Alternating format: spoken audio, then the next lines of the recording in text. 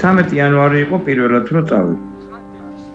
და ვითხეს რომ რკინიგზა უნდა დაიწყო, მაგრამ იქ რო ჩავედი არავითარი გზა არ იყო, რკინიგზის დაცვა არ იყო, იყო გაჩაღებული ომი. იყო ტყვედაც ამიყვანეს ორი დღე ვიყავი ტყვედ, იმიტომ რომ მარტო ვიყავი გასული და სნაიპერები ძალიან ბევრი ყავდა. და მათი დაფიქსირება მინდოდა. იმიტომ რომ ძალიან ბევრი ბიჭები დაგვიხოცეს მაგრამ. ერთ პატარა ოთახში დამული ვიყავი 2 სუტკა. და 2 სუტკა მეთამაშეს რუსული რულეტკა. ჯუბზე მადებდნენ იარაღს, გამოკრავდნენ, მაგრამ ჩემდა საბედნიეროდ არ გავარდა არც ერთხელ. და ღმერთის წყალობით გადავრჩი და გამოვედი როგორც იტყვიან რა. ეს არის გმირის ისტორია, მებრძოლის, რომელიც ფრონტის წინა ხაზზე ჩვენი სამშობლოს სადარაჯოზე იდგა.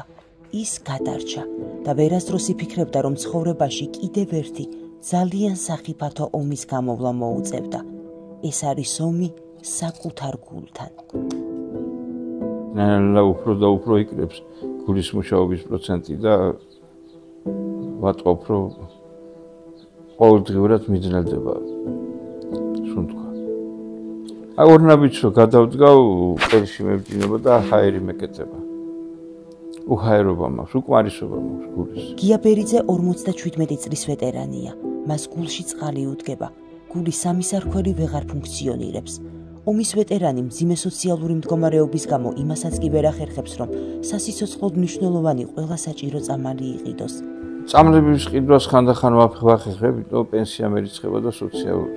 მაგრამ მთლიან კომპლექსს რომ მთლიანად ჩემ თავს მივხედო, როგორც საჭიროა და სრული კომპლექტი მქონდეს მედიკამენტების და ექიმთან ვიზიტების თანხები, მაგაში უკვე ვეღარ. ეს ბოლო 2 წელია ძალიან რთულად ვარ. ის ჩვენ გვიცავდა.